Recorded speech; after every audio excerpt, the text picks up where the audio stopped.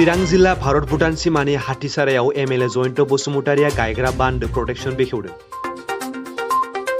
चिरां जिल्ला भारत भुटान सिमानि दादगिरि हाथिसार ओनसोलनि 1 नं फुलबारि 2 नं फुलबारि आरो 3 नं फुलबारि गामिनि बान्दोआ थांनाय बोसोराव गोबां अखा हानायनि गेजेरजों दैबाना जानानै बान्दोआ बायनानै थांदोंमोन। बे बान्दोखौनो रायजो राजाफोरनि माइ गायनो आंखाल जानायखौ दिनै दिथा होनानै बान्दो प्रटेक्शन बेखेवनानै होदों एमएलए जयन्त बसुमतारिया। गोबां आबाद मावग्रा हाखौ खुरखानायनिफ्राय बान्दो प्रटेक्शन होनानै रैखाथि होनायनि थाखाय गंथाम गामिनि बान्दोनि आफादगिरिया एमएलए जयन्त बसुमतारिखौ साबायखर जासियो आरो जाय खावलायनायनि गेजेरजों बे खामानिखौ मावनानै होनाय बिथांमोनखौबो साबायखर जासिबावो बिथां बान्दोनि आफादगिरिया।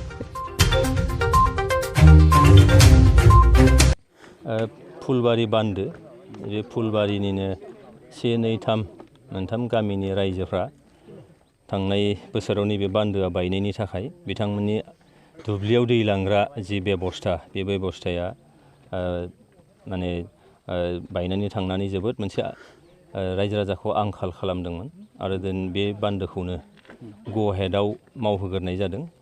दा बे बान्दोआ जानाय लोगो लोगोनो देग्लाय फुलबारि 1, 2, 3 बे दरथाम गामिनि रायजो राजाफ्रा बिथांमोननि संसार जानाय बोसोरसे समनि जि मोनसे प्लेनिं बे प्लेनिंआव बिथांमोनहा दिनै जोबोद मोजां मोनसे जाफुंसारनाय जानो हागोन। मानोना देग्लाय माइखौ जोबोद मोजाङैनो बिथांमोनहा गायनो हाबाय आरो बिनि थाखाय बिथांमोनहा जोबोद रंजानाय दङ।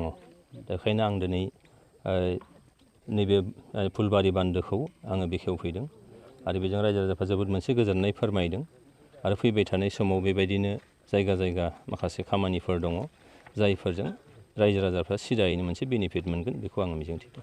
मोनसे खोथा बुंबाय थायो दे सार, गोदान सरकार जानानै जेबो जौगायाखै होननानै। आसलथे मा जौगामाराखै ना जौगामारदों? जौगानायखौ मानसिफोरनि नोजोरा जोबोद माने आलदा आलदा जानो हागौ। नों बबे नोजोरजों नायदों जौगानायखौलाय? थारैनो इनफ्रास्ट्राक्चार जौगानाय ना माबा मोनसेखौ लुबैदों? दा अभारअल नायोब्ला थांनाय बोसोरसेया कभिडनि मोनसे थासारि दंमोन सारा दुनियायावनो, भारतआव, आसामाव, जोंनि बिटिआरआव। बेखायनो थांनाय बोसोराव बेबायदि माखासे मेगनाव गोनां खामानिफोर जुदिअबा सरकारा गावनि राङारि बाख्रिनिफ्राय मावनो लादोंमोनब्लाबो थासारिया एलाउ खालामाखैमोन। देग्लाय कभिडनि मोनसे थासारि गैलिया आरो देग्लाय नोंथांमोना नुनो हागौ नैबे अक्ट'बर नभेम्बरनिफ्राय थारैनो नुसारनाय रोखोमै माखासे खामानिफ्रा जागोन आरो जौगानायखौ इनफ्रास्ट्राक्चारखौनो लायोब्ला बेखिनि जौगानायखौबो नुगोन। आरो दिनै बिटिआर सरकारा जोबोद मोजां मोनसे फ्लागशिप प्रग्राम खालामदों, बे जाहैबाय सुबुं धोन बारायनांगौ। जोंहा सुबुं धोन सृष्टि खालामनांगौ।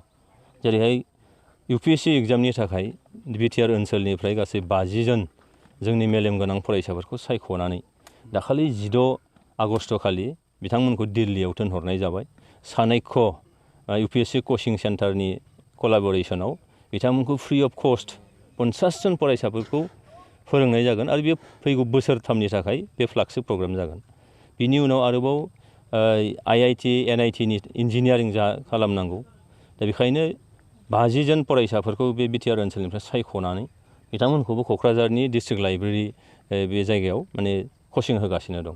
आरोबाव नै एसे उनाव फैगासिनो दं जोंहा मेडिकेल लाइनाव आरोबाव 50 जन बा 50 जन फरायसा मेलेम गोनां फरायसाफोरखौ सायख'नानै बेयाव आरो कचिं होबावनाय जागोन। दा बेजों जों नुदों जे जोंनि देहानि थासारि बा जोंनि ओनसोलाव साब सेन्टारफोर दं, डक्टर गैया, बे मोनसे थासारि जायजों जोंनि देहाफ्रा मोजाङै जोङो फाहामथाय मोननो हाया। माने जोंनि साब सेन्टारफ्रा बा बिदिनो डिस्ट्रिक्ट जिथु माने सिभिल हस्पिटालफोर दङ जोबोद मोनसे गाज्रि थासारियाव दं। बेखायनो जोंनि ओनसोलनिफ्रायनो जोंनि गथ' गथायखौनो जोंनि ओनसोलखौ मोजाङै नायनो हानाय, बेंनो हानाय, अनसायनो हानाय बेबायदि जोंहा माने सुबुं धोन नांगौ। बिटिआर सरकारा गरसेबो फैसा लायाजासे मोनथाम बिथिङाव UPSC APSC बेनिफ्राय इन्जिनियारिं आरो मेडिकेल लाइनाव फरायसाफोरखौ दिहुननो थाखाय दा थांखि लादों। दा बेफोरो जोंनि नुसारनाय मोनसे खामानि आरो बेजों फैगौ बोसोर बा बिनि नेक्स्ट बोसोराव बिनिफ्राय निस्सय मोजां मोनसे फिथाइ थायगोन आरो जोंनि ओनसोला जोबोद मोनसे समायनायै दावगालांगोन। आरो बेसो जोंनि प्रमद बर' दैदेननाय जोंनि सरकार UPPL सरकार आरो बे सरकारा बे ओनसोलखौ लानानै जोबोद मोनसे प्लेनिं लानानैनो आवगायलांबाय थागोन।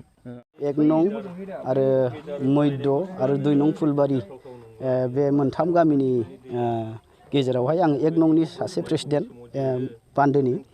दा जोङो दिनैनि सानाव बेखौनो जोङो सार जोंनि जे एक्ट्रिस सिडली चिरांनि जे MLA सार बिथांखौ जोङो जोबोद हामबाय होनो गोनां। मानो होनब्ला जोङो थांनाय समफ्राव जोंनि जे बे बान्दोआ माने बान्दोजों बायलांनानै जोङो माने बे दैखौ थिखोनो हाया जादोंमोन आरो बिराद जोङो खस्थ' जोङो बे देग्लाय जों माइखौनो गायनो मोनगोन ना मोना जों बेबायदि माबायाव दंमोन आरो फोरजायाव दंमोन।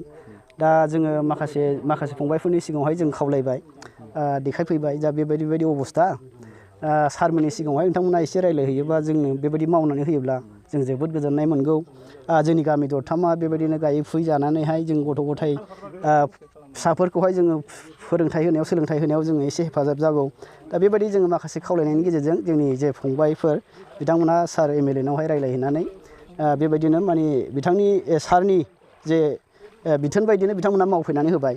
दा आं बिथांमोनखौहाय जोबोद साबायखर बावो। मानोना जोङो बिथांमोना जे जोंनि बेबायदि खावलायनायफोरखौहाय खोनासङाब्ला आरो मावफैयामोनब्ला माने जोङो देग्लायहाय जोबोद खस्थ' मोनगौमोन आरो। बेसेबां न'खर माइ गायो? जोंनियाव गैयाब्लाबो गामि दरसेयाव गैयाब्लाबो 85+ दङ दरथाम गामियावहाय गामि मोनथामजों। दा आं बेखौथ' हिसाबखौ मिथिजोबला जाहैबाय। जायखिया बेबायदिनो गामि दरसेयाव 85+ बा मथा मथि 200नि बारा दङ आरो बेबायदि 300नि बेबायदि माबायाव दं आरो गेजेराव दं। दा आं बेखौनो नोंथांमोननि सिगाङावहाय दिनैनि जेबायदि जे हाबाखौ मावनानै